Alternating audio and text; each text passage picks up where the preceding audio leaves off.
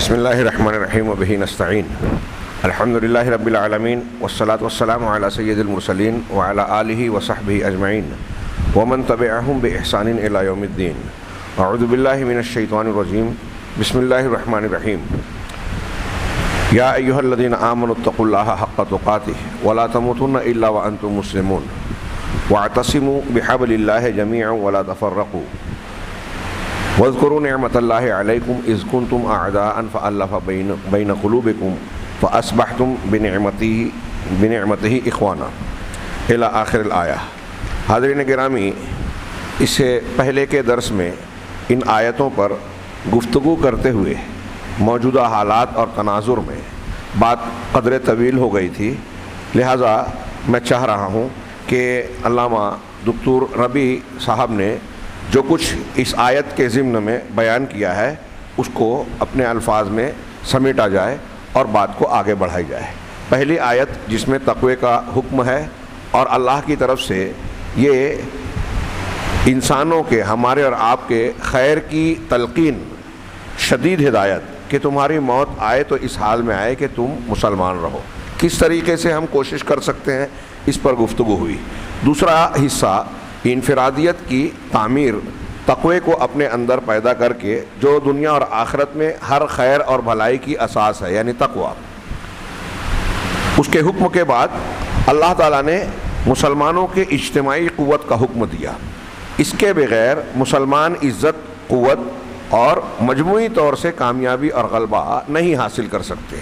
بلکہ حقیقت میں اگر دیکھا جائے تو ایک انسان کے متقی ہونے، پہلا اسٹیپ جو بتایا گیا مرحلہ کہ آپ تقوی اختیار کرو جیسا کہ اللہ سے ڈرنے کا حق ہے، جیسا تقوی کا حق ہے، یہ حق بھی اس سے جڑا ہوا ہے کہ آپ اجتماعی تعلق سے جماعت مسلمین کے ساتھ آپ کا برتاؤ اور رویہ کیا ہے. مسلمانوں کے اجتماعی معاملات میں آپ حصہ لیتے ہیں یا نہیں، اخلاص کے ساتھ قوم، ملت اور امت کے خادم بننے کی کوشش کرتے ہیں یا نہیں، اس کے ان امور سے بچنے کی کوشش کرتے ہیں یا نہیں جن سے جماعت اور اجتماعیت کو نقصان پہنچتا ہو. یہ تقوی کی تکمیل ہوگی جو اگلا حصہ اجتماعی امور سے تعلق ہے. مطلب بالفاظ دیگر میں یہ کہہ سکتا ہوں کہ ایک آدمی اگر ذاتی طور پر متقی ہے تو اس کا تقوی اسے اس بات پر ابھارے گا، مجبور کرے گا کہ وہ جماعت سے جڑا رہے، یعنی اس عمل میں ساتھ دے میں وَاعْتَصِمُوا بِحَبْلِ اللَّهِ جَمِيعًا وَلَا تَفَرَّقُوا. تقوی ہے تو وہ دوسرے مسلمانوں کے ساتھ مل کر اللہ کی رسی کو مضبوط پکڑے گا، تبھی جماعت بنے گی. یہاں ضمناً آگے بڑھنے سے پہلے پچھلے درس میں نے بڑی تفصیل سے یہ گفتگو کی اور بہت کھل کے کی کہ اللہ کی رسی سے مراد کیا ہے، اور مل کر اسے پکڑنے کا مطلب یہ نہیں ہے، اس سے مل کر پکڑنے کا یہ مطلب نہیں ہے کہ آدمی اپنی بدعات، خرافات یا اللہ کے نبی صلی اللہ علیہ وسلم کے بتائے طریقے، صحابہ کے منہج اور طریقے کو چھوڑ کر نئے طریقے اور مسلک کو اختیار کرے اور پھر اللہ کی رسی کو مضبوط پکڑنے کا دعویٰ بھی کرے. یہ ممکن نہیں ہے. اجتماعی ضدین نہیں ہو سکتا. آگ اور پانی اکٹھا ہو نہیں ہو سکتا. ایک ہے سنت، ایک ہے بدعت. جو بات کی چیز ہے وہ بدعت ہے، اور بدعت سے ہی تفرق اور تحزب ہوتا ہے، جماعت بندی ہوتی ہے، اختلاف پیدا ہوتا ہے.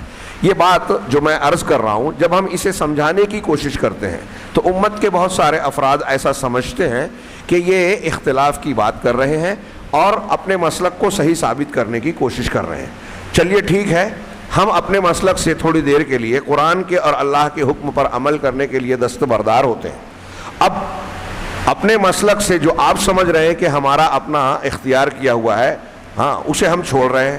اب ہم اس مسلک کو اختیار کر رہے ہیں جو اللہ کے نبی صلی اللہ علیہ وسلم اور اللہ تبارک و تعالیٰ نے بیان کیا، جو صراط مستقیم ہے، قرآن و حدیث یا آسمان سے نازل شدہ ہے. تو بتائیے وہ کون سا مسلک ہوگا؟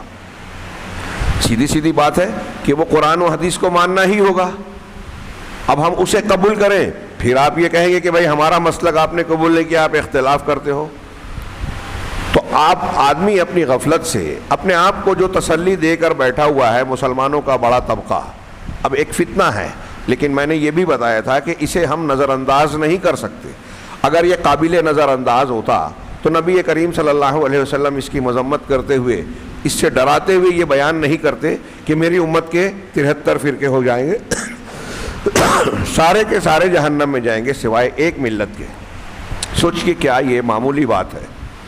کیا ہمیں اس بات کی فکر نہیں کرنی چاہیے کہ ہم ان طبقات اور گروہوں میں شامل نہ ہو جائیں جو جہنم میں جانے کے مستحق ہوں گے؟ اب وہ ہمیشہ ہمیش رہیں یا عارضی طور پر داخل کیے جائیں، بعد میں نکالے جائیں اہل ایمان کی طرح، یہ ایک دوسری بحث ہے۔ لیکن مجموعی طور پہ جناب محمد رسول اللہ صلی اللہ علیہ وسلم کے اس فرمان پر سب کا اتفاق ہے، سبھی مانتے ہیں کہ آپ نے یہ فرمایا ہے، تو کیا اسے ہم نظر انداز کر دیں؟ یہ کوئی چھوٹی موٹی اور معمولی بات ہے کہ جہنم میں چلے جائیں گے؟ جہنم میں جانے والی وعید ایک بندہ مومن کے لیے بڑی شدید ہونی چاہیے۔ صحابہ کرام جہنم کے تذکرے پر جو ہے رونے لگتے، رونگٹے کھڑے ہو جاتے، ہاں ان کی حالت غیر ہو جاتی، اور ہم ایسی باتوں کو نظر انداز کر کے آگے بڑھ جاتے ہیں۔ سوچئے، غور کیجئے، اللہ کے نبی صلی اللہ علیہ وسلم نے جب یہ بات کہی تو اب ہمیں اس ملت کو ڈھونڈنا ہے جس کو اللہ تعالیٰ نے یا رسول اللہ صلی اللہ علیہ وسلم نے نجات پانے والا قرار دیا، جہنم سے بچنے والا قرار دیا، اور ایک دو لفظوں کی ایک صفت بتائی کہ یہ وہ مسلک اور وہ جماعت ہوگی جو اس طریقے پر ہو جس پر میں ہوں اور میرے صحابہ۔ کتنی سیدھی، صاف اور آسان سی بات ہے۔ اب اسے توڑ مروڑ کر اس کو ہر شخص اپنے مسلک کو صحیح ثابت کرنے کے لیے اپنے معنی مفہوم کے اعتبار سے چسپاں کرنے کی کوشش کرتا ہے، یہ اس کی اپنی بھول ہے، غلطی ہے، اور خود مسلمانوں میں تفرق، تہذب، فرقہ بندی کو فروغ دینے کی کوشش ہے۔ بعض لوگ آنکھیں بند کر کے زمین میں ریت میں شتر مرغ کی طرح مسئلہ آیا تو اپنی گردن کو گاڑ لیا اور سمجھا کہ مصیبت ٹل گئی۔ اس طریقے سے آدمی بچ نہیں سکتا۔ قرآن و حدیث کے یہ اصول ضابطے جو ہمیں دیے گئے ہیں، سچائی کو قبول کریں، اور سچائی کو قبول کرنے میں تو امتحان ہوگا نا، کچھ لوگ ہماری مخالفت کریں گے۔ اب یہی تو امتحان ہے زندگی کا کہ ہم سچائی کو اگر اختیار کرتے ہیں تو غلط اور اہل باطل، غلط لوگ، اہل باطل جو ہے وہ ہماری دشمنی پر آمادہ ہوں گے۔ اللہ ہم کو یہی تو جانچ رہا ہے کہ ہم اللہ کے لیے دوسروں سے لڑنے یا دوسروں کی مخالفت کی پرواہ کرتے ہیں یا نہیں کرتے ہیں۔ توحید تو یہ ہے کہ خدا حشر میں کہہ دے یہ بندہ دو عالم سے خفا میرے لیے ہے، یہی توحید ہے۔ توحید پر عمل کرنا ہے، اللہ تعالیٰ سے وفاداری ہے کہ آپ اللہ کے بن جائیں، اب دوسرا کوئی مخالف ہوتا ہے پرواہ نہ کریں۔ تو خیر، اس تفصیل سے میں ایک جملہ صرف کہنا چاہتا تھا کہ جماعت بندی کا یہ مطلب نہیں ہے کہ آپ بدعات کے ساتھ کسی سے اتحاد و اتفاق کا دعویٰ کریں، جو ناممکن ہے۔ دلوں اگر آپ بدعت پر ہیں، کوئی شرک کر رہا ہے، کوئی صحیح اسلام پر ہے، تو یہ اکٹھا ہو بھی جائے تو دل نہیں ملیں گے۔ حقیقی اخوت و بھائی چارہ کے جذبات، ایک دوسرے کے لیے قربانی کے جذبات نہیں ہوں گے۔ حقیقت میں اتحاد اور اتفاق کی یہی بنیاد ہے، حبل اللہ، اللہ کی رسی، یعنی صحیح عقیدہ اس کی بنیاد پر اختیار کیا جائے، صحیح منہج اور عقیدہ جب صحیح ہوگا۔ صحابہ کرام میں عقیدے اور منہج کا اختلاف نہیں تھا، یہ گانٹ باندھ کر اپنے ذہن و دماغ میں بسا لیں۔ اب اس کے بعد جب مسائل میں کہیں کہیں کسی بات کو سمجھنے میں اختلاف ہوگا تو وہاں آدمی جو ہے ایک دوسرے سے نفرت، بغض، عناد نہیں کرے گا، فرقہ بندی نہیں ہوگی جیسا کہ صحابہ اور سلف میں تھا، تابعین میں تھا۔ ایک دوسرے کے خلاف فتوے نہیں دیے، مسجدیں نہیں بنائی، یہ نہیں کہا کہ وہ فلاں مسلک کا ہے، اپنی بچی کی شادی میں اس سے نہیں کر سکتا یا اس کی لڑکی اپنے گھر نہیں لا سکتا۔ اس قسم کا معاملہ وہاں تھا ہی نہیں۔ فرقہ بندی الگ چیز ہے، اور رائے کا اختلاف ہونا، سوجھ بوجھ کا اختلاف ہونا، منہج اور عقیدے کے اتفاق کے ساتھ، یہ الگ چیز ہے۔ یہ اختلاف ہے لیکن فرقہ بندی نہیں ہے، گروہ بندی نہیں ہے، تہذب نہیں ہے۔ بہت اچھی طریقے سے سمجھیں، آپ اور ہم ایک ہی جماعت میں رہ رہے ہیں، لیکن کچھ مسائل کے جاننے سمجھنے اور کچھ معاملات کے سلسلے میں ہمارا اختلاف ہو سکتا ہے، پھر بھی ہم متحد ہیں۔ رائے کا اختلاف کچھ چیزوں کے سمجھنے میں، بعض معاملات کو اختیار کرنے میں ہو سکتا ہے۔ ہم جب مشورہ کرنے بیٹھتے ہیں کسی معاملے میں تو کہتے ہیں کہ فلاں فلاں مسئلہ ہے، کیا کرنا چاہیے؟ ایک آدمی ایک رائے دیتا ہے، دوسرا کہتا ہے کہ نہیں میری رائے یہ نہیں ہے، میری رائے یہ ہے، تیسرا کچھ اور رائے دیتا ہے، تو کیا اس کو فرقہ بندی کہیں گے؟ نہیں، یہ رائے کا اختلاف ہوا اور سب مل کے مشورہ کر رہے ہیں، الگ الگ رائے دے رہے ہیں۔ اب کسی ایک رائے پر اتفاق کیا گیا یا کبھی دو رائے کو ملا کر ایک بنایا گیا اور تیسری رائے کو چھوڑ دیا گیا یا کچھ اور رائےوں کو چھوڑ دیا گیا، تو اس کا مطلب کیا کہ ہم ان سے علیحدگی یا دشمنی اختیار کر رہے ہیں؟ نہیں۔ تو اسے لوگ خلط ملط کرتے ہیں. صحابہ کرام میں اختلاف تھا بول کر آج جو ہمارے یہاں فرقہ بندی والا اختلاف ہے، حنفی، شافعی، مالکی، حنبلی، چشتی، نقشبندی، قادری، صوفی، فلانے ڈھماکہ، نہ جانے کیا کیا، یہ اختلاف صحابہ میں نہیں تھے، مسلک الگ الگ نہیں تھے.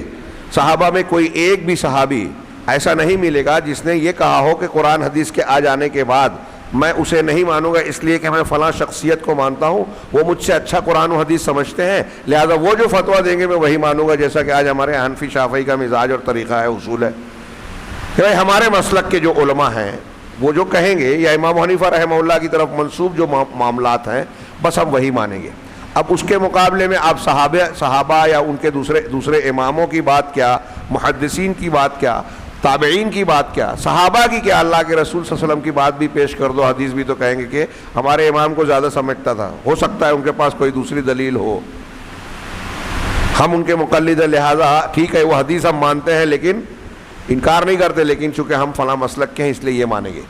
یہ رائج ہے یا نہیں بتائیے ہمارے یہاں؟ کیا یہ چھوٹا معاملہ ہے؟ اسے لوگ کہہ دیتے ہیں، سمجھتے بھی نہیں کہ کتنی بڑی جرأت اور جسارت کر رہے ہیں. نبی کی حدیث ہے، ٹھیک ہے ہم مانتے ہیں حدیث ہے، لیکن اس پر عمل نہیں کریں گے اس لیے کہ کیا کہہ رہے ہیں آپ محمد رسول اللہ کا کلمہ پڑھنے کے بعد کیسے رد کر سکتے ہیں اللہ کے رسول صلی اللہ علیہ وسلم کی کوئی ایک حدیث؟ صحابہ میں، تابعین میں، تبع تابعین میں، محدثین میں، یہ چاروں اماموں میں کوئی ایک آدمی بتائیے جو یہ کہے کہ حدیث آنے کے بعد میں اسے چھوڑ دوں اور اپنی بات یا فلاں کی بات مانوں. کوئی نہیں ملے گا، لیکن آج ہمارے یہاں ملتے ہیں اور یہی تفرق ہے. اللہ اور رسول کی بات چھوڑ کر دوسروں کی بات آپ نے مانی، آپ نے فرقہ بندی کے راستے پر قدم بڑھا دیا، کسی شخصیت اور علاقے کو مقرر کر کے اس کی طرف نسبت اختیار کر لی، اس گروہ سے اپنی وابستگی اختیار کر لی، آپ نے فرقہ بندی اختیار کر لی. قرآن کی اس آیت اور ایسی بہت سی آیتوں کی مخالفت کی. چنانچہ شیخ ربیع کہتے ہیں وَلَا تَفَرَّقُوا، یہ پوری امت کو حکم ہے کہ وہ مضبوطی سے اللہ کی رسی کو یعنی قرآن حدیث کو پکڑ لیں، اور پوری امت کو فرقہ بندی سے ممانعت ہے. ہاں، فرقہ بندی سے ممانعت کے ساتھ ساتھ اس میں فرقہ بندی کے اسباب سے بھی ممانعت ہے. جب یہ کہا جائے کہ چوری مت کرو تو چوری کرنا تو حرام ہے ہی، چوری کے اسباب کو بھی اختیار نہیں کرنا ہے. اسی لیے اللہ نے زنا کے سلسلے میں بلیغ انداز اختیار فرمایا. ہاں، بلیغ انداز ہے ہی اللہ کا ہر جگہ. ہاں، لا تقربوا الزنا، زنا کے قریب نہ جاؤ. لا تقربوا مال الیتیم، یتیم کے مال کے قریب نہ جاؤ. قریب نہ جاؤ کا مطلب کیا ہے؟ یہ نہیں کہا زنا مت کرو، یتیم کا مال نہ ہڑپو، وہ بھی کہا ہے، لیکن یہاں کئی جگہ کہا ہے کہ قریب نہ جاؤ. کیا مطلب ہے؟ مطلب ان راستوں طریقوں کو بھی اختیار مت کرو جس سے آدمی اس گناہ کی طرف جاتا ہے. زنا کے قریب نہ جاؤ تو زنا کرنا تو منع ہے ہی، زنا کے مقدمات اور اسباب کو بھی حرام قرار دے دیا گیا. یعنی ان چیزوں کو بھی اختیار مت کرو جو تم کو زنا تک پہنچانے کا سبب بنتے ہیں. کتنی پیاری بات. تو یہ شیخ کہہ رہے ہیں کہ فرقہ بندی کو بھی امت کو منع کیا کہ مت اختیار کرو، اور اس کے اسباب کو بھی، اور امت میں فرقہ نہ کرو اس طریقے سے کہ تم کوئی ایسی حرکت کا ارتکاب کرو جس سے فرقہ بندی کا وجود ہو، اس کو فروغ ملے. کیوں؟ اس لیے کہ یہ بہت عظیم جرم ہے، اس لیے اللہ نے منع کیا. پوری امت کو نقصان پہنچانا، کمزور کرنا ہے، ہاں بہت عظیم جرم ہے اور بہت خطرناک معاملہ ہے. اللہ تعالیٰ اس سے ہمیں بچائے. بس ہم سب پر ضروری ہے کہ ہم اللہ کی رسی کو مضبوط تھامنے کی پوری بھرپور کوشش کریں. میں نے پچھلے درس میں کہا تھا کہ یہ کہتے سب ہیں، اور جب اس موضوع پر گفتگو ہوتی ہے تو بہت سارے لوگوں کا تاثر یہی رہتا ہے کہ ارے یہ تو بہت سن چکے ہیں، ہم تو جانتے ہیں. لیکن پریکٹیکل لائف اور عملی زندگی مسلمانوں کے حالات کو جب ہم دیکھتے ہیں تو ایسا لگتا ہے کہ کسی مسلمان نے یہ پڑھا ہی نہیں، سمجھا ہی نہیں، جانا ہی نہیں، کوئی ماننے کو تیار ہی نہیں ہے. اس لیے جب تک مانتی نہیں ہے قوم، بار بار روز یہ سبق دہرانا چاہیے. یہ مسلمانوں کی زندگی ہے، اجتماعی قوت. اور میں نے جیسا کہ کہا، اکثر نقل کرتا ہوں عرب عالم کے قول کہ اتفقوا علی اللہ یتفقوا، سب نے مسلمانوں نے یہ اتفاق کر لیا ہے کہ اتفاق نہیں کریں گے، لڑیں گے، جھگڑیں گے. اور آج مسلمانوں کو لڑانا دنیا میں سب سے آسان ہے. یہودی، نصرانی، ہمارے ہندوستان کے جو فرقہ پرست لوگ ہیں، حکومتیں ہیں، ان کو بہت آسانی سے ایسے طریقے معلوم ہے کہ کس طرح مسلمان کو بھڑکایا جا سکتا ہے، آپس میں لڑایا جا سکتا ہے، ایک کو قوت دے کر دوسرے کو اس کے خلاف کیا جا سکتا ہے، ایسے بعض کو بعض سے توڑا جا، آسانی سے لڑا دیتے ہیں۔ میں نے پچھلے درس میں اس کا ذکر کر کے یہ بتایا تھا کہ پورے ہندوستان میں بابری مسجد کے انہدام سے پہلے دیوبندی حضرات اور بریلوی حضرات کے پروگرام ہو رہے تھے، کفر کے فتوے بڑھ رہے تھے، ماحول میں شدت، تناؤ، کشیدگی پیدا کر دی گئی تھی، اور 6 دسمبر سے ایک دن پہلے یہ کشیدگی پیدا کرنے والے سارے علماء اپنے بیلوں میں واپس چلے گئے۔ بہت سخت بات کہہ رہا ہوں لیکن یہ حقیقت ہے، اس لیے کہ اور چند سال گزرنے کے بعد اسے کوئی دہرائے گا نہیں، کوئی بیان نہیں کرے گا، اور اگر مجھ جیسا کوئی آدمی بیان کرے گا تو لوگ اس پر بھروسہ نہیں کریں گے۔ آج ایسے لوگ زندہ ہیں جنہوں نے یہ واقعات دیکھے ہیں، جنہوں نے یہ باتیں برتی ہیں، محسوس کیا ہے، لیکن بزرگوں اور لوگوں کے ڈر کی وجہ سے بیان نہیں کرتے، اور یہی چیزیں جو حقانیت پر خاموشی اختیار کی جاتی ہے آگے چل کر گمشدہ تاریخ کے اوراق بن جاتے ہیں۔ ایسی تاریخ جو گم جاتی ہے اور اسے بیان نہیں کیا جاتا، لیکن جب اسے بیان بھی کوئی محقق کرتا ہے تو لوگ ماننے کو، سننے کو تیار نہیں ہوتے، یہ قبول نہیں ہوتی، یہ پھیلتی بھی نہیں ہے۔ جو لوگ اپنے ضمیر ایمان کو بیچ کر دشمنوں کے کام آتے ہیں، آج بھی دیکھ لیجئے کہ بعض ایسے لوگ ہیرو بنے پھرتے ہیں تاریخ آزادی کے، جنہوں نے انگریزوں کے دور میں انگریزوں کی مخبری اور ان کی مددگاری کی تھی، اور جو اصلی ہیروز تھے آزادی کے ان کو جاننے ماننے والے لوگ ہیں ہی نہیں۔ کوئی کسی کو غرض پڑتی ہے وہ ڈھونڈتا ڈھانڈتا ہے، کتابوں کو کھنگالتا ہے، اور پھر تحقیق کر کے اگر کچھ لکھتا بھی ہے تو قوم کو کہاں فرصت ہے کہ وہ پڑھے، وہ تحقیق جانے۔ کوئی بیان کرتا ہے تو کون تیار ہے اس کے لیے کہ وہ سنے۔ لہٰذا غیر مسلم بھی اپنے مخبرین کو ہیرو بنا رہے ہیں، مسلمانوں میں بھی جن کا کوئی کردار نہیں ہے وہی کردار اپنا لوگوں میں پھیلائے ہوئے ہیں، جن کا اصلی کردار ہے آج ان کی قوم کا حال یہ ہے کہ ان کا کوئی کردار نہیں ہے۔ ان کے یہاں انا کی جھگڑے ہیں، اقتدار کی لالچ ہے، کام کرنے والوں کے تعلق سے ناراضگی ہے تو اس کی ٹانگ کھینچی جائے، سچ کو بیان کیا جائے، دین کو پھیلایا جائے، اس سے زیادہ دوسرے امور کی فکر ہے۔ بہت ہی بری یہ جو میں حالات بتا رہا ہوں نا، اس نے امت کو بالکل کمزور سے کمزور تر کر دیا۔ آپ کہیں گے کہ خاص پس منظر نہیں، چھوڑ دیجئے ہمارے شہر کی بات، آپ باہر جائیے، کون سا مسلمانوں کا شہر، کون سی جماعت، کون سا علاقہ ایسا نہیں ہے جہاں یہ مسائل نہیں ہیں۔ ہمارے یہاں حکومت نہیں ہے، اقلیت ہے، جہاں حکومتیں ہیں وہاں بھی ایسا ہی معاملہ ہے، وہاں مسلمانوں کے دشمن اہل حکومت کو دوسرے معاملات میں الجھائے رکھتے ہیں۔ آج فلسطین کا معاملہ ہوا، اسرائیل کا حملہ ہوا، ہمارے ہاں لوگ کوستے ہیں عرب حکمرانوں کو، ٹھیک ہے، میں یہ نہیں کہتا کہ ان کے ہاں کوتاہیاں کمزوریاں نہیں ہیں، ہم یہاں بیٹھ کے سوال کرتے ہیں، لوگ کہتے ہیں ارے وہ لوگ کچھ کرتے کیوں نہیں۔ اب اسی کو اگر میں یوں کہوں کہ آپ اور ہم ہندوستان میں رہتے ہیں، ہندوستان کے باہر کے بہت سارے لوگوں نے یہ سوال کیا کہ ہندوستان میں مسلمانوں کی ایک مسجد کو توڑ دیا گیا، اس کے خلاف ثبوت و شواہد کے برخلاف فیصلہ کورٹ سے، سپریم کورٹ سے کروا لیا گیا، تو ہندوستانی مسلمانوں نے کچھ کیا کیوں نہیں؟ ہندوستانی لیڈروں نے کچھ کیا کہ نہیں؟ کیوں نہیں؟ کیا جواب ہے آپ کے اور ہمارے پاس؟ ایک جملے میں جواب دے سکتے ہیں؟ کیا کیا معاملات کیے گئے، کیا کیا الجھاؤ پیدا کیے گئے، پھر مسلمانوں میں کیسے کیسے آپس کے اختلافات ہیں، اور قائدین میں کس طریقے سے ایسے لوگ جو قوم اور ملت کے مفاد کو ترجیح دیتے ہیں، اور ایسے لوگ جو قوم اور ملت کے مفاد کو قربان کر کے اپنے ذاتی یا گروہی مفادات کو ترجیح دیتے ہیں۔ یہ سارے قصے دیکھ رہے ہیں نا، یہاں کے لوگوں کی ہم مذمت کرتے ہیں۔ چلیے فلسطین کا معاملہ، مسجد اقصیٰ کا معاملہ مان لیا تھوڑی دیر کے لیے آپ کی تنقیدیں، اسی تنقید کو آپ ہندوستان میں فٹ کیجئے کہ یہاں کے مسلمان کچھ کرتے کیوں نہیں، یہاں کے قائدین کچھ کرتے کیوں نہیں، بکے ہوئے ہیں، شرمناک ہیں، یہ بولتے کیوں نہیں؟ آپ کے اپنے قائدین، ہر جماعت اپنے قائد کو بولے، دوسروں کو نہیں۔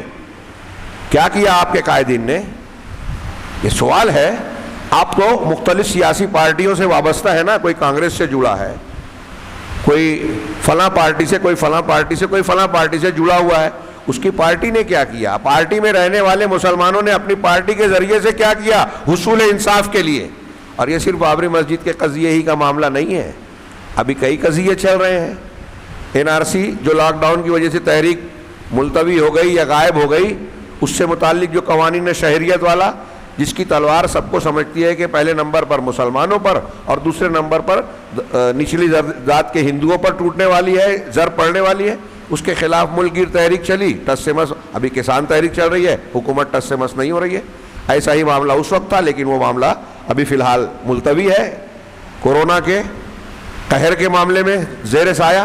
اب آپ سوچ لیجئے کہ یہاں جس طرح سے مسائل میں الجھاؤ ہے نا، تو عالمی سطح پر سیاسی حکومتی منظر نامے میں ایسے بہت ساری باتیں ہیں جو ہم تک پہنچتی ہی نہیں، اور وہاں بھی لوگوں نے ایک دوسرے کو لڑا رکھا ہے۔ میں نے اس سے پہلے کہا تھا کہ اگر عالم اسلام میں فرض کیجئے سعودی عرب کوئی کام کرنے جاتا ہے، کویت یا کوئی اور ملک کوئی کام کرنے جاتا ہے جو اچھا ہے، مسلمانوں کے لیے بہتر ہے، تو یورپ، امریکہ، رشیا، برطانیہ، یہودی یہ پیچھے سے بعد میں آئیں گے۔ وہ پہلے اپنے ان چمچوں کو، اعلی کار لوگوں کو، گروہوں کو بھلاتے ہیں، استعمال کرتے ہیں اس مقصد کے، ان منصوبوں کے خلاف جو ان کی چاکری کرتے ہیں۔ ابھی داعش کا ایک نام آیا تھا شروعات میں، کتنے نوجوان پگلائے جا رہے تھے، علماء کرام بول رہے ہیں تو ان کو بزدل اور نہ جانے کیا کیا کہہ رہے ہیں۔ آج سمجھ میں آ رہا ہے یہ داعش بنائی ہوئی تھی برطانیہ، امریکہ اور یہودیوں کی، اسرائیل کی۔ مسلمان نام کے مسلمان گروہ اور مجاہدین اور جہاد کے نام پر بنایا گروہ کس نے ہے؟ امریکہ، برطانیہ نے۔ CIA، یہ ہیلری کلنٹن کے بیانات انٹرنیٹ پر موجود تھے، اس کے ثبوت سامنے آئے، کتابیں آئی یہ سامنے۔ تو کیوں بھول جاتے ہیں لوگ؟ سوچتے نہیں ہیں کہ مسلمان کام کر رہا ہے، لڑائی کی بات کر رہا ہے، جنگ کی بات کر رہا ہے۔ ہمارے بڑی بڑی تنظیمیں، یہ اخوان المسلمین اور یہ لوگ سامنے ساتھ رہے، اور پھر ان کا ساتھ دیتے ہوئے سعودی عرب اور اہل الحدیث اور سلفیوں کو جرم کے کٹہرے میں کھڑا کرتے ہیں۔ ایک طرف یہ لوگ کہتے ہیں کہ یہ امریکہ کے دوست ہیں، اخوانی یا ان کے ذرائع ابلاغ یہ کہتے ہیں کہ سعودی عرب امریکہ کا پٹھو ہے، ایک طرف یہ کہتا ہے، اور امریکہ ان کو استعمال کرتا ہے کہ سعودی عرب کے خلاف استعمال کریں۔ یہ سارے جو معاملات ہوئے ہیں، تحریکات ہوئی ہیں، ابھی اسامہ بن لادن سعودیہ سے جلا وطن، اور پھر اس کے بعد جو ہے سعودی کی مخالفت کرنا، سعودی کے علماء کے خلاف فتویٰ ان کے یہاں، ان کی ویب سائٹ پہ، اخوان المسلمین اور القاعدہ کی ویب سائٹ پر موجود ہے۔ یہ بھی ان کے دشمن اور وہ بھی دشمن۔ وہ کہتے ہیں، یہ کہتے ہیں کہ یہ ان کے پٹھو ہیں، اور وہ کہتے ہیں کہ ہمارے لیے مسئلہ سعودی عرب ہے۔ وہاں سے جو دعوت کا کام ہو رہا ہے، تبلیغ کا کام ہو رہا ہے، قرآن کو تقسیم کیا جا رہا ہے، وہاں کے مبلغین یورپ اور امریکہ اور ساؤتھ افریقہ یا افریقہ کے علاقوں میں جا رہے ہیں، ان پر روک لگائی جائے۔ وہاں سے جو پیسہ مسجدوں کی تعمیر، مدارس کے مدد کے لیے جاتا ہے، اس پر روک لگائی جائے۔ ہمارے لیے مسئلہ، اسرائیل کے ممبر پارلیمنٹ نے، امریکہ کے بہت سارے ذمہ داران سیاسی ذمہ داروں نے یہ بیان دیا کہ ہمارے لیے اصلی مرکز سردرد جو ہے وہ سعودی عرب ہے، مکہ اور مدینہ کو تباہ کرنا چاہیے، یہ ان کا کہنا ہے۔ ان کی انٹیلیجنس کی رپورٹ کہتی ہے، ان کے دانشور کہتے ہیں کہ ہمارے لیے مسلمانوں میں 3 گروہ ہے سب سے زیادہ خطرناک اور قابل گرفت، جو ہمارے لیے قابل برداشت نہیں ہے، وہ سلفی ہیں، مرکز اس کا سعودی ہے، کویت ہے۔ یہ رپورٹیں آپ ملاحظہ کر سکتے ہیں، آج نیٹ کا زمانہ ہے، یہ کوئی ڈھکی چھپی چیزیں نہیں ہیں، لیکن کوئی سننے ماننے کے لیے تیار نہیں ہے۔ اب یہ جو گروہ بندی وہ لوگ استعمال جن کو کر رہے ہیں، آپ سوچئے، میں نے کئی مرتبہ تقریروں میں بہت کھل کے سوال کیا کہ اخوان المسلمین کے تعلق سے عالمی سطح پر وہ معاملہ کیوں نہیں ہوتا جو سلفیوں کے تعلق سے کیا، جبکہ بار بار یہ سامنے آتی ہے بات کہ سلفی ان کے بھی مطلب نشانہ ہے اور ان کے بھی نشانہ ہے۔ یہ بیان بازی نورہ کشتی ابھی شیخ نے پیچھے بیان کیا تھا کہ ایران اور امریکہ یا یورپ کے ملکوں میں نورہ کشتی چلتی ہے، ایک دوسرے کے خلاف بیان بازی، لیکن اندر سے صاف معاملہ ایک ہے۔ سعودی عرب کے خلاف کی موافقت جو کرنے کا مظاہرہ کرتے ہیں، امریکہ وغیرہ، اندر سے وہ اس کے خلاف ہیں۔ کیوں یہ رویہ کیوں ہے؟ یہ ساری دنیا کے مسلمان دھوکے میں اور دھوکے میں ہیں، ماننے کو تیار ہی نہیں ہیں۔ ابھی حوثی یمن کے، ایران کے پروردہ پٹھو، حرم پر انہوں نے میزائل پھینکا، وہ ہوا میں جو ہے تباہ کر دیا گیا، اس پر کوئی ہنگامہ شور نہیں ہوا۔ سعودی عرب کے تعلق سے کوئی ایک جھوٹی خبر آ جائے کہ اس نے فلاں جگہ حملہ کیا یا فلاں کو قتل کر دیا، سزا دے دی، تو دیکھیے کیسا ہنگامہ مچتا ہے میڈیا اور سوشل میڈیا، اخبارات، رسائل، جرائد انٹرنیشنل لیول کی۔ ایک بات تو سارے مسلمان جانتے ہیں نا کہ ذرائع ابلاغ جو ہے وہ یہودیوں کے اور نصارہ کے ہاتھ میں ہے، عالمی طاقتوں کے۔ جب یہ ذرائع ابلاغ ان کے ہاتھ میں ہیں اور جو وہ چاہتے ہیں وہ چھپتا ہے، جو نہیں چاہتے نہیں چھپتا، تو آج ان کے چاہنے والے میڈیا میں سعودی عرب کی تصویر کیسی ہے، وہ اس کو بگاڑتے ہیں۔ اس کا مطلب سعودی عرب اچھا ہے، جس کو وہ بگاڑتے ہیں، اور جس کو اچھا بنا کر مسلمان دوست بنا کر پیش کرتے ہیں، سمجھ لیجئے کہ وہ مسلمانوں کا دشمن ہے۔ یہ منہج عقیدہ جس کا ہوتا ہے نا، اس کو یہ سوجھ بوجھ آتی ہے، گہرائیوں میں جاتا ہے، خبر کے پیچھے کے خبر کے اسباب کو جانتا ہے کہ یہ خبر اگر نشر کی جا رہی ہے تو کیوں نشر کی جا رہی ہے، یہ غور کیجئے۔ یہ مت دیکھیے خبر کیا کہہ رہی ہے، یہ دیکھیے خبر بیان کرنے والا کیوں بیان کر رہا ہے۔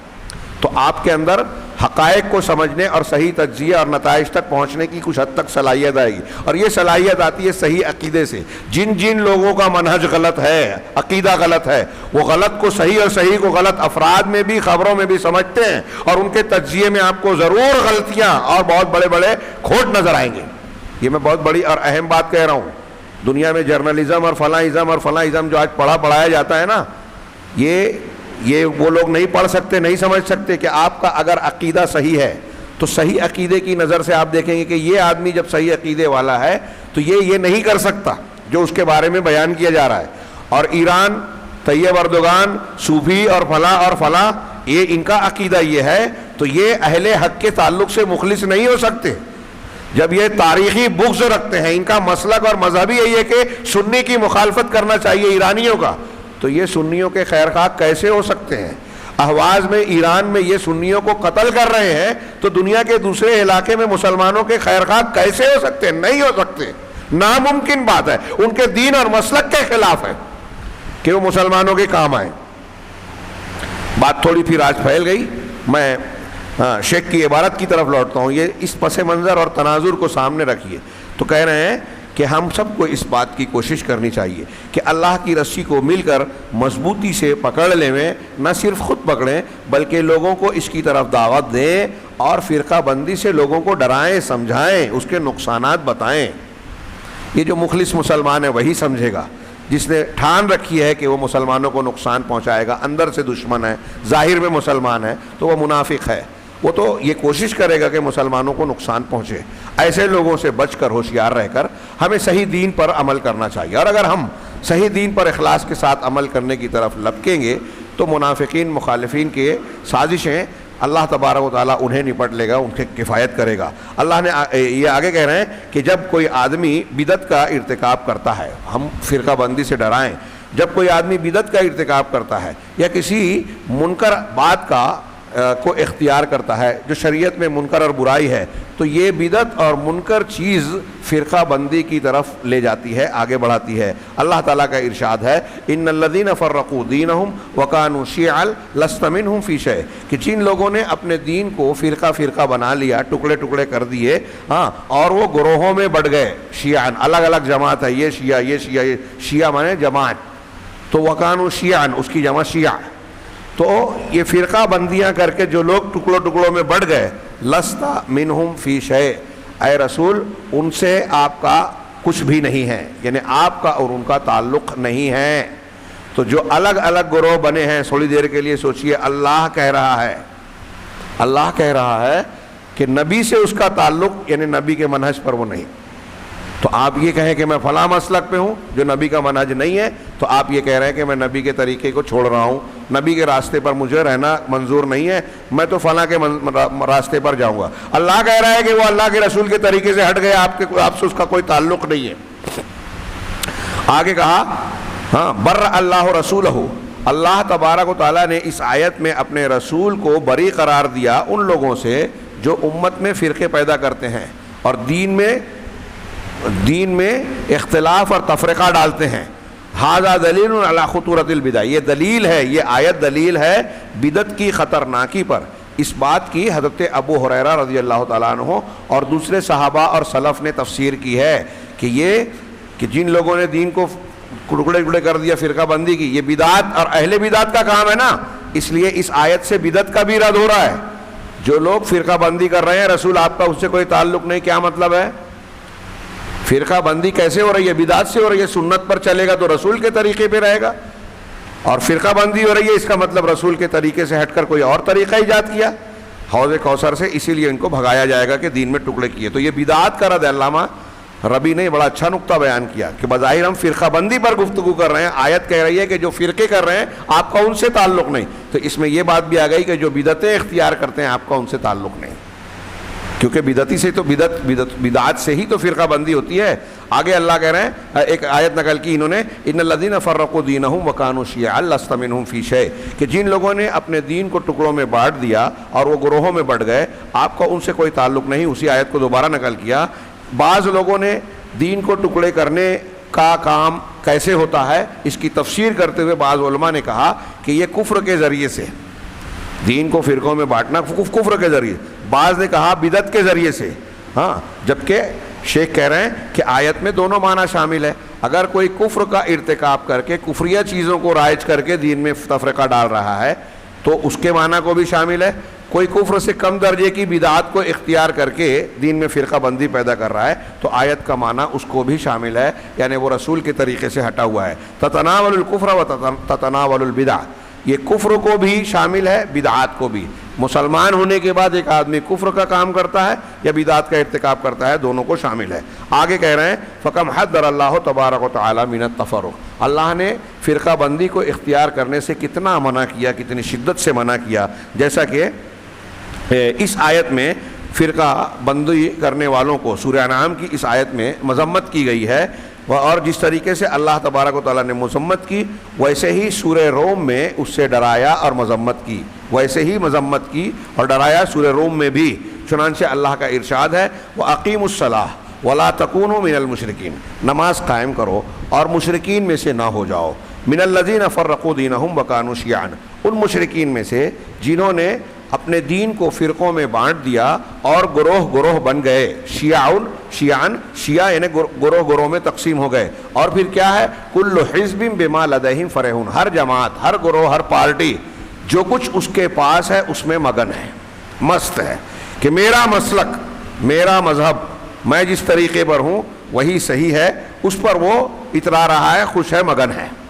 کل حزب بما لدیہم فرحون, اس کی مختصر سی تشریح کی. چنانچہ اللہ تبارک و تعالیٰ نے اس آیت میں آپ غور کیجئے کہ فرقہ بندی کو مشرکین کی صفت قرار دیا, مسلمانوں کی نہیں, مشرکین کی صفت قرار دیا, اور نماز قائم کرنے کا حکم دیا.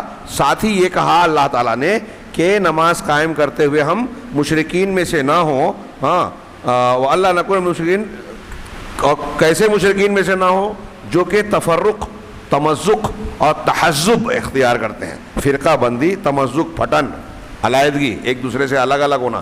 تحزب پارٹی بازی, اس کا ترجمہ کر لیں, الگ الگ گروپ, الگ الگ تنظیمیں بنا رہے ہیں. تو یہ مشرکین کی صفات میں سے ہیں, سچے مومنین کی صفات میں سے نہیں ہیں. وہ مومنین جو اللہ تبارک و تعالیٰ کے حکم, اس کے دین اور شریعت کی تابعداری کرتے ہیں اور اللہ اور اس کے رسول کی اطاعت کرتے ہیں. اسی طریقے سے تحزب اور تفرق یہ یہود و نصارہ اور بت پرستوں کے مشرکین کا وتیرہ اور طریقہ ہے.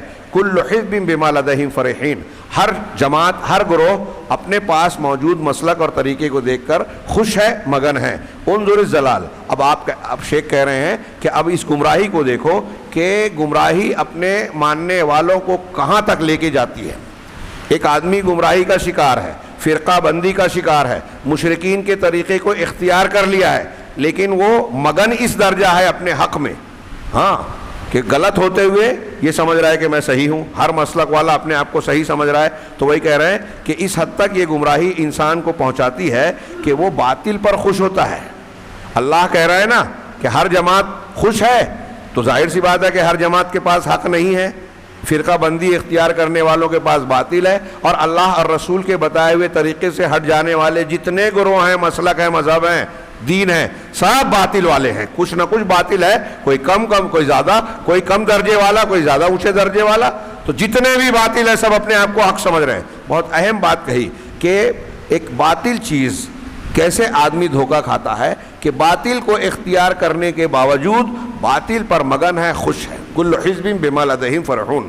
یفرح بالبدع، وہ اپنی بدعات پر خوش ہے۔ آج دیکھیے ہمارے ادھر گرد ہم جن کو جانتے ہیں سمجھتے ہیں کہ یہ بدعت کر رہے ہیں، لیکن وہ بدعت کرنے والا جو کر رہا ہے وہ سمجھتا ہے کہ میں بہت اچھا کام کر رہا ہوں، ہم اس پر چھڑ رہے ہیں، وہ سمجھتا ہے کہ مجھے اجر و ثواب مل رہا ہے، جبکہ وہ اللہ سے دور ہو رہا ہے۔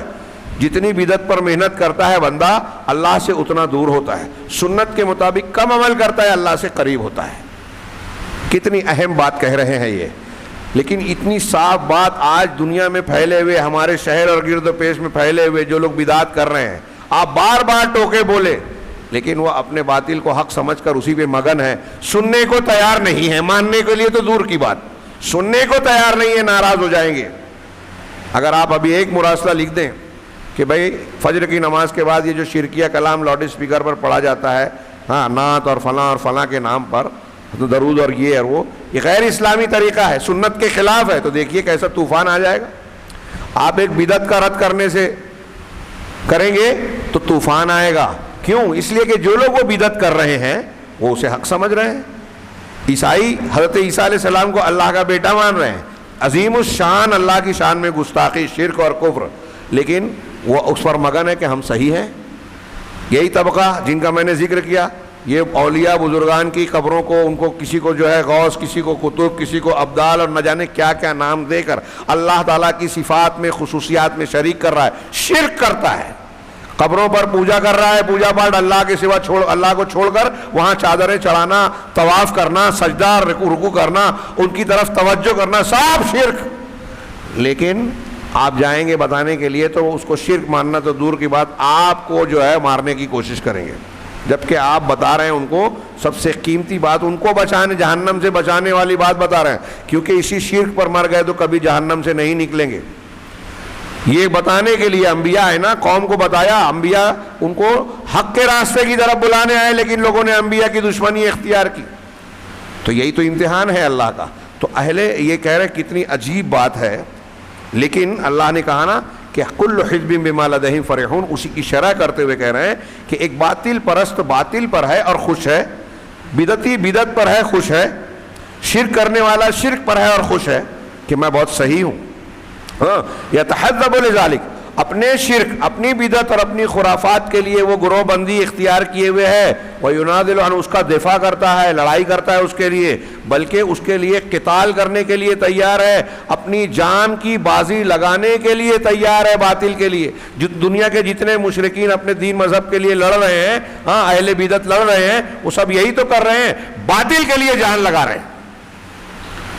کفار مکہ اللہ کے رسول صلی اللہ علیہ وسلم سے لڑنے آئے تھے اپنے باپ دادا کے مشرکانہ دین کی کے دفاع اور حفاظت کے لیے، دین حق کو مٹانے کے لیے، تو کہہ رہے ہیں کہ وہ باطل کے لیے کے دفاع کے لیے جان کی بازی لگا رہے ہیں۔ یہ دیکھیے رمضان المبارک میں ہم دین سے جڑ رہے ہیں تو سوچئے کہ ہم اس دین کے لیے کیسا جذبہ رکھتے ہیں، کتنی قربانی کرتے ہیں۔ آج ایک ہندو اپنے مذہب کے لیے جو قربانی دے رہا ہے، ایک یہودی جو محنت کر رہا ہے، ایک نصرانی اپنے دین کو پھیلانے کے لیے جو کوشش کرتا ہے، پیسے خرچ کرتا ہے، اور اپنے مذہب کے ماننے والوں پر جو وہ توجہ دیتا ہے، ان کی جو مدد کرتا ہے، پادریوں کو کیا کیا دیا جاتا ہے۔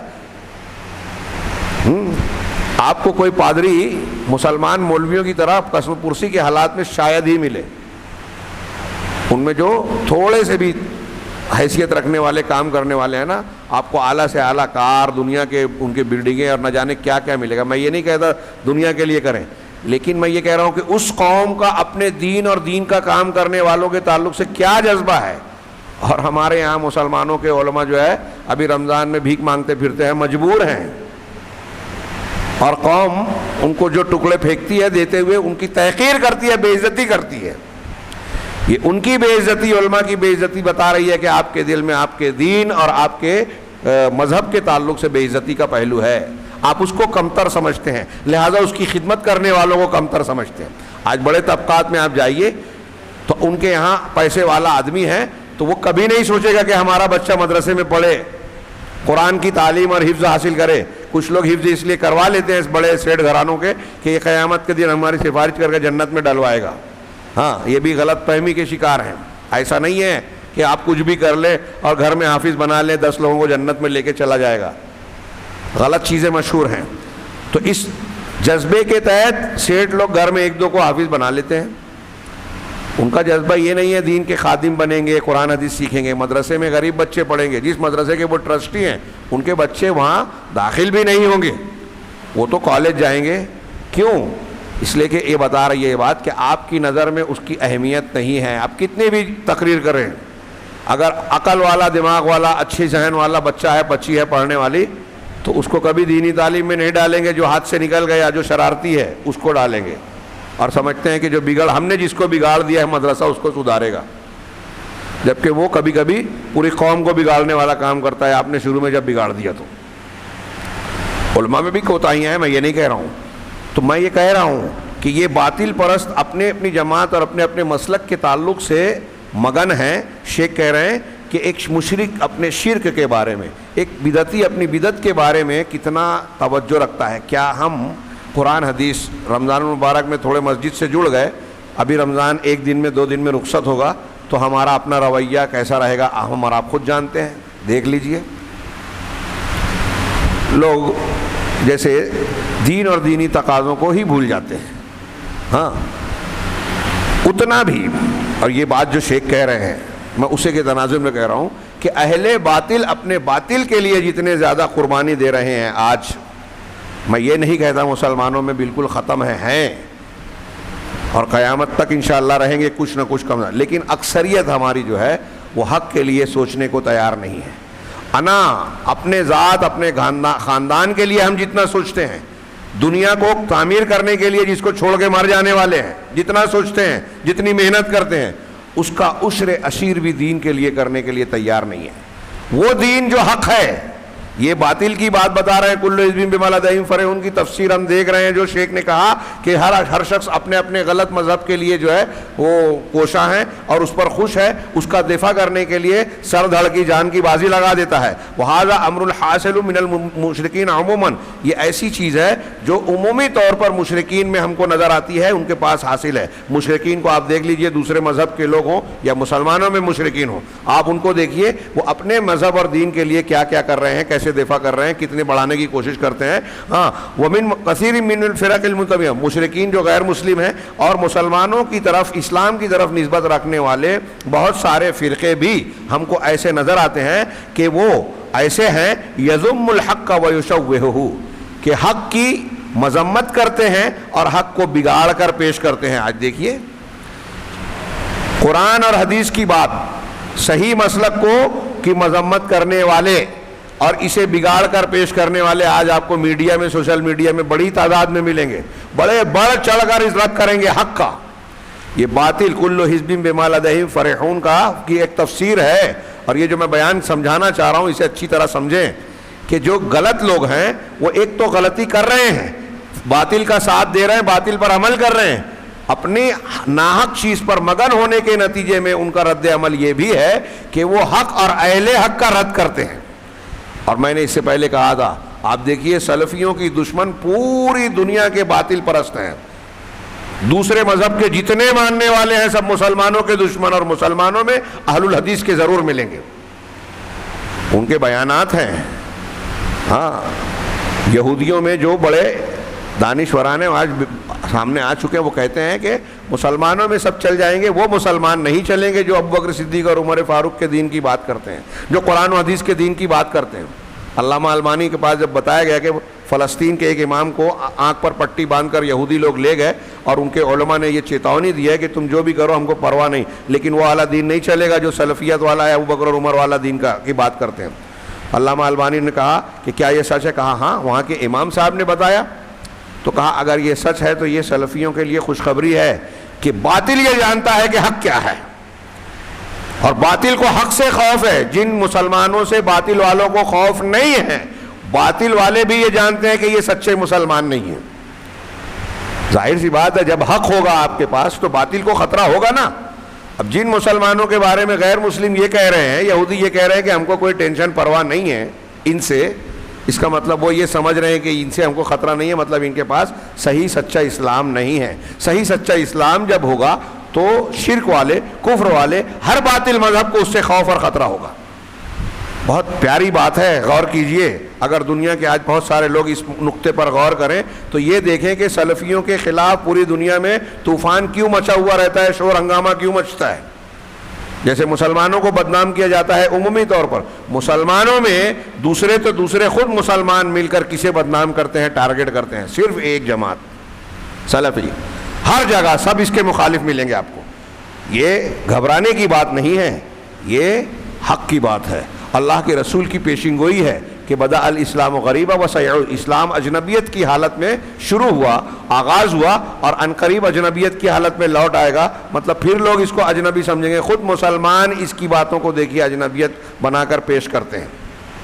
جو صحیح دین ہے کہتے ہیں کہ یہ نئی چیز ہے. خیر، میں ان کی اس بات کو وہ کہتے ہیں کہ ہم دیکھتے ہیں کہ یہ اہل باطل جو ہیں حق کی مذمت کرتے ہیں، حق کے چہرے کو بگاڑ کر پیش کرتے ہیں، اور حق پر چلنے والوں سے لوگوں کو ڈراتے ہیں کہ ارے ادھر نہیں جانا. وقد یکون مستعدا لقتالہم وقتلہم، اور اتنا ہی نہیں بلکہ یہ باطل پرست اہل حق کو قتل کرنے اور ان سے جنگ کرنے کے لیے بھی تیار ہوتے ہیں، اپنے باطل کی مدد کرتے ہیں. شیطان کیوں کرتے ہیں یہ سب؟ اس لیے کہ شیطان نے اس کی نظر میں اس کے باطل کو خوبصورت اور پرکشش بنا کر پیش کیا. جو شرکیہ بدعتی مسلک اس نے اختیار کر رکھا ہے، شیطان نے وہی اس کی نظر میں خوبصورت بنایا. ہاں، اس کے لیے گمراہی اور باطل کو شیطان خوبصورت بناتا ہے، مزین کرتا ہے. اللہ کی پناہ اس سے. فیفرح بہذا الباطل، چنانچہ یہ بدعتی جو علم نہیں رکھتا، بصیرت سے محروم ہے، وہ شیطان کی اس تزیین سے باطل کو پسند کرتا ہے اور اسی پر خوش رہتا ہے، اور اس کی طرف دعوت دینے میں اپنی جان لگانے، اپنے آپ کو قربان کر دینے کے لیے تیار رہتا ہے، اور اسی کے لیے اپنے مال کو خرچ کرتا ہے. اور اس سے دفاع کا معاملہ جو کرتے ہیں اہل باطل، وہ آج ہم اپنے گرد و پیش میں پوری دنیا میں دیکھ سکتے ہیں، اپنے شہر میں دیکھ سکتے ہیں کہ یہ معاملہ انتہائی افسوس کی بات کہ آج مسلمانوں میں شدت سے پایا جاتا ہے. فَأَيْنَ، تو غور کرنے کی بات ہے کہ یہ اسلام اور مسلمان، اسلام کی طرف نسبت کرنے والے ہمارے وہ بھائی جو اپنے آپ کو مسلمان کہہ رہے ہیں لیکن بدعت باطل کا ساتھ دے کر اہل حق کی مخالفت کرتے ہیں، ان سے یہ سوال کر رہے ہیں کہ اس قرآن میں جو اللہ تبارک و تعالیٰ نے یہ شدید مذمت کی کہ جن لوگوں نے اپنے دین کو ٹکڑوں ٹکڑوں میں بانٹ لیا، فرقے فرقے بنا دیے، اس شدید مذمت جو اللہ کی طرف سے کی گئی ہے، یہ اسلام کی طرف نسبت کرنے والے سوچیں کہ وہ اللہ کی اس وعید اور مذمت کے مقابلے میں کہاں کھڑے ہیں. کیا وہ اس مذمت کے مستحق نہیں ہیں کہ اے رسول، جنہوں نے دین کے ٹکڑے کر دیا اور گروہوں میں بٹ گئے، آپ کا ان سے کوئی تعلق نہیں؟ کہ یہ اہل بدعت دین کو فرقوں میں، امت کو فرقوں میں بانٹ دیا اور باطل کے لیے تحزب اور پارٹی بازی کرتے ہیں، گروہ بندی کرتے ہیں. اللہ تعالیٰ کہہ رہا ہے وَلَا تَفَرَّقُوا، فرقہ فرقہ نہ بن جاؤ. اور ایسی اور بھی متعدد آیتیں ہیں جو فرقہ بندی سے ممانعت کرتی ہیں، اور نبی صلی اللہ علیہ وسلم نے بھی تفرق اور فرقہ بندی سے نہ صرف منع کیا، اس کی مذمت کی اور اس کے نقصانات بتائے. اور یہ بتایا قرآن و حدیث نے کہ اگر اسے اختیار کیا جائے گا تو مسلمانوں کی ہوا اکھڑ جائے گی، حکومت چلی جائے گی، دشمن کا غلبہ ہوگا، مسلمانوں کا کوئی روب دبدبہ نہیں ہوگا. وَلَا تَنَازَعُوا فَتَفْشَلُوا وَتَذْهَبَ رِيحُكُمْ. وَبَيَّنَ أَنَّ مَصِيرَ الْفِرَقِ الْمُخَالِفَةِ لِمَنْهَجِ. اسی طریقے سے اللہ کے رسول نے اور شریعت نے جو لوگ اللہ کے منہج کی مخالفت کرتے ہیں، جو فرقے اللہ کے منہج، جو اللہ نے منہج اتارا ہے کہ یہ اسلام اور صراط مستقیم ہے، اس منہج کی جو لوگ مخالفت کرتے ہیں اور اسلام کے ثابت شدہ عقائد کے خلاف جو لوگ جاتے ہیں، اللہ تبارک و تعالیٰ نے صاف صاف بیان کیا ہے، رسول اللہ صلی اللہ علیہ وسلم نے صاف صاف بیان کیا ہے کہ ان کا انجام جہنم ہے. اللہ کے رسول نے کہا 73 فرقے ہوں گے ایک ملت کے علاوہ، کلھا فی النار الا واحدہ، سب کے سب جہنم میں جائیں گے سوائے ایک کے. لہذا ہم کو ڈرنا اور بچنا چاہیے، ہوشیار رہنا چاہیے تفرق سے، دین میں بدعت کو اختیار کرنے اور ایجاد کرنے سے. آج ہمارے گرد و پیش میں مسلمانوں کو رمضان المبارک، میں پھر سے کہوں کہ لوگ یہ کہیں گے کہ رمضان سے اس کا کیا تعلق. یہ جو میں بحث کر رہا ہوں، رمضان غیر رمضان، ہمارے دین پر جس وقت سے ہم نے ہوش سنبھالا ہے اور جس وقت ہماری موت آئے گی، اس وقت تک سب سے بنیادی مسئلہ یہی ہے جس پر ہم بات کر رہے ہیں کہ ہم جس دین کو اللہ کو خوش کرنے کے لیے اور کامیابی کے لیے اختیار کرنا چاہتے ہیں، وہ دین صحیح ہو، بدعات کی بجائے سنت پر مشتمل ہو. یہ پہلا قدم ہوگا دین کے راستے میں, اور کبھی بھی اس کے سلسلے میں غافل نہیں ہونا چاہیے. آج کتنی گمراہیاں ہیں, جھاڑ جھنکاڑ ہے, لوگ نوجوانوں کو اہل حق کو شکار کرنے کے لیے الگ الگ جال بچھا کر گمراہ کر رہے ہیں. میڈیا کے ذریعے, سوشل میڈیا کے ذریعے سے الگ الگ ڈھنگ سے لوگوں کو مرعوب اور متاثر کرتے ہیں, نصاب تعلیم کے ذریعے سے, فلموں کے ذریعے سے, اخبارات کے ذریعے سے, نہ جانے کون کون طریقے سے. لہذا ہم کو اس سے ڈرنا چاہیے کہ ان تحریکوں اور سازشوں سے متاثر ہو کر ہم دین میں بدعت کو اختیار کرنے میں پڑ جائیں, اور پھر جب بدعت میں پڑیں گے تو بدعت کے حامی اور مددگار بنیں گے, ہاں, اور اہل حق کے مخالف ہو کر ان کی حمایت کریں گے. جیسا کہ آج بہت سارے وہ لوگ جو سلفیت کے دعوے دار ہیں وہ بھی کر رہے ہیں. بعض تحریکی, یہ عالم عرب میں, سعودی عرب اور ان مقامات پہ بہت سارے بدعتی اپنے آپ کو سلفی بولتے ہیں. اخوانی شروع میں اپنے آپ کو سلفی وہاں کہتے تھے, یہ اس میں بھی یہاں بھی بیان کیا ہے, آگے بھی بیان کیا ہے. یتولون اہل البدع الکبریٰ, اپنے آپ کو بعض سلفی کہنے والے لوگ جو اس میں ایسا سمجھ لیجیے کہ بعض واقعی ہوں, تو کہہ رہے ہیں وہ کبیر بڑی بڑی بدعت کرنے والوں کی پشت پناہی کرتے ہیں, ان کا ساتھ دیتے ہیں, ہاں, اور ان کے دفاع میں اپنی پوری طاقت لگاتے ہیں. ہیں سلفی, اپنے آپ کو سلفی کہہ رہے ہیں, اور اہل بدعت کا دفاع کر رہے ہیں. جب آپ اہل بدعت کا دفاع کر رہے ہو تو آپ اہل حق کو کمزور کر رہے ہو. آج ہمارے یہاں وہ بدعت اور وہ نہ ہو, لیکن اہل حق کی دعوت کو کمزور کرنے کے لیے, درس قرآن درس حدیث کو روکنے کے لیے, خطبے کو روکنے کے لیے اگر کوئی کہتا ہے تو وہ انہی طریقوں پر چل رہا ہے. ہاں, وَيُحَارِبُونَ أَهْلَ السُّنَّةِ مِنْ أَجْلِهِمْ, اور ان بدعتیوں کے لیے اہل سنت سے جنگ کرتا ہے. اب ہمارے یہاں تو کتنے لوگ ایسے ہیں کہ ان کو بدعت سے, شرک سے کوئی لینا دینا نہیں ہے, لیکن اہل حق کو روکنے کی کوشش کرتے ہیں. تو یہ جو بدعت کا دفاع کر رہے ہیں, سوچئے, ہاں, وَنَعُوذُ بِاللَّهِ مِنْ سُوءِ الْحَالِ وَمِنْ هَذَا الضَّلَالِ. شیخ نے اس کی تفسیر یہاں اتنی کر کے کہا کہ ہم اس برے حال سے اور اس ضلال یعنی گمراہی سے اللہ کی پناہ میں آتے ہیں. آخری ٹکڑا ہے کہ اب یہ جو نعمت دی گئی تھی اللہ نے دی, اور پھر یہ کہا کہ اس کو مضبوطی سے پکڑ لو اور فرقہ فرقہ نہ بنو, اور پھر مثال دی کہ اللہ کی نعمت کو یاد رکھو جبکہ تم ایک دوسرے کے دشمن تھے اسلام آنے سے پہلے جاہلیت میں, اللہ نے اسلام کی نعمت دی اور تم بھائی بھائی بن گئے. یہ انشاءاللہ کل کا رمضان کا جو آخری درس ہوگا انشاءاللہ اس میں اس بات کو سمیٹنے کی کوشش کریں گے, اور اگر ضرورت رہی تو عید سے متعلق بھی کچھ گفتگو کریں. اللہ تبارک تعالی ہمیں خیر کی توفیق دے. وآخر دعوانا ان الحمدللہ رب العالمین.